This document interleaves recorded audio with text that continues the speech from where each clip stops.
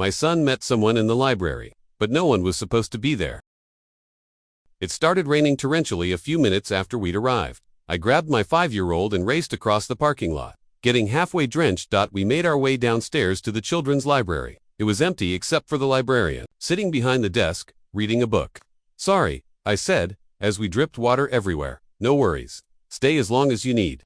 We walked over to a table. Since we were the only ones here, I took off our wet shoes and socks, used my hoodie to towel dry Jack's hair. Unfortunately, I didn't have a change of shirt or anything, but Jack seemed fine. He ran over to the Lego table, smiling. I'd planned to just make a pit stop, but I guess we were going to be stuck here for a while. No way I was going to drive in that mess. I pulled out my phone and began to scroll. Rain pelted down, dripping down the glass of the narrow windows near the ceiling. From what little I could see, the parking lot was a gigantic puddle, a flash of lightning, a peal of thunder, and then the lights flickered. "We have a backup generator, but I'm not sure it's on," the librarian said, looking up at the ceiling. "Let me go check." She hurried out of the room, and then it was just the two of us. "I want to get another Pete the Cat book," Jack announced suddenly. "Do you want me to come with you? Remember where they are?" "Yeah," I smiled as he ran off towards the bookshelves. Listened to his little pattering footsteps. Then I heard him gasp, and that made me about fall off my chair.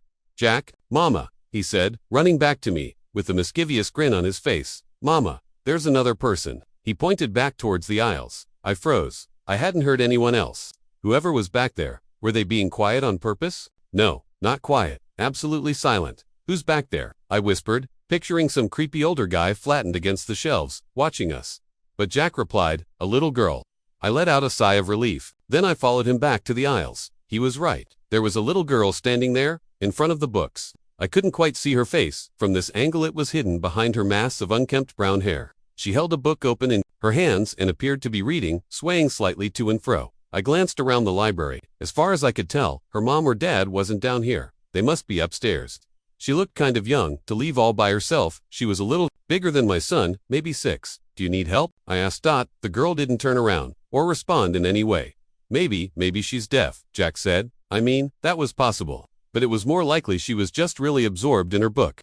"Come on," I said. Her parents were upstairs. For a minute, and I wasn't going to interrupt a reading child, but the minutes crept on, and no one else came into the library.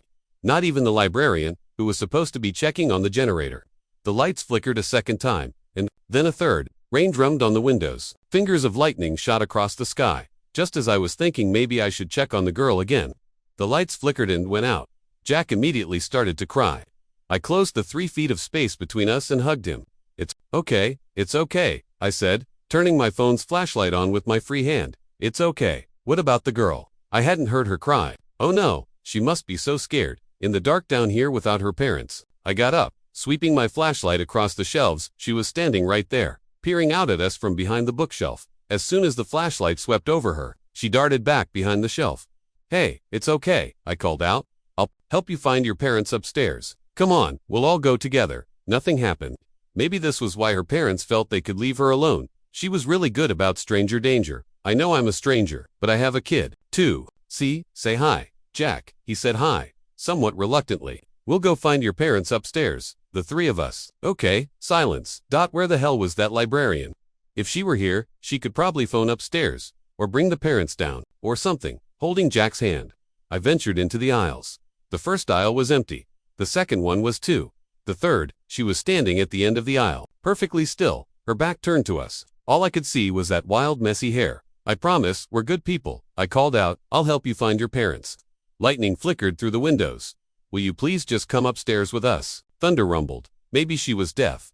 Or nonverbal. Still, there was a horrible feeling in my gut now, that something about this was really wrong. No one would leave her down here for so long. The parents would come running as soon as the power went out. Where's the librarian? You know what? This is not my fucking problem. I decided finally. I will go upstairs, and I will tell the librarians there is an unattended child downstairs. They can find the parents, or call the police, or do whatever they have to. I turned around with Jack and started walking towards the door. ch-scfff.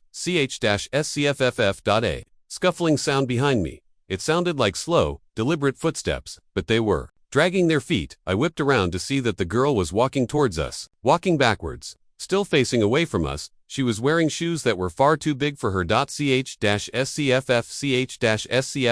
I grabbed Jack's hand and yanked him towards the library door.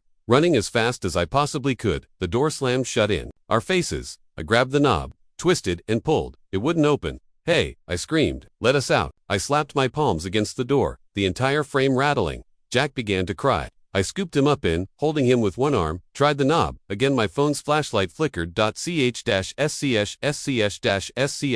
I whipped around to see the little girl standing behind us. She was facing the right way now, but her eyes were just darkened pits of nothing. "Where are my shoes?" she said, in a monotonous voice that almost sounded like a recording. "Where are my shoes? ch-scfff. ch-scfff. I could hear her getting closer, but I didn't dare. "Look, where are my shoes?" "Mama," Jack cried. "Where are my shoes? Where are my shoes? Let us out. Where are my shoes?" A hand clawed at my arm. "Over there," I screamed suddenly, pointing back towards where we'd left our shoes. Wet from the rain, a second of silence. And then the lights flickered back on. The doorknob turned under my fingers. I burst out into the hallway. Screaming, I ran up the stairs, and didn't stop. There were no parents upstairs. The librarian who'd abandoned us was on the phone, trying to troubleshoot the generator. When I told her about the girl, they came down and looked for her everywhere. They didn't find her, or my son's shoes. Instead, there was a pair of tattered old women's flats, sitting right next to the library door. Those and the bleeding scratches on my arm were the only evidence she'd even been there at all. The librarians didn't tell me anything, but through hours of internet research, I finally found it. An obituary. A little girl had died in the library, about a decade before. The obituary didn't give details about the death, but it did give details about her. She was neurodivergent, nonverbal, loved to read, and absolutely hated being barefoot. This kind of gave me the warm fuzzies for a minute, until I came across the second obituary 6 years ago. An older woman had died in town. She hadn't died in the library. Not exactly. She'd died from a horrible infection that had developed after she'd sustained deep cuts on her arms after she visited the library. The library had promised to revisit safety practices and sanitize all surfaces, but I had a horrible feeling that wasn't going to work. I looked down at my own cuts, pulsing with pain. She didn't mean to. She was in survival mode, fight or flight, focused on the fact that she needed shoes. But what was going to happen to me?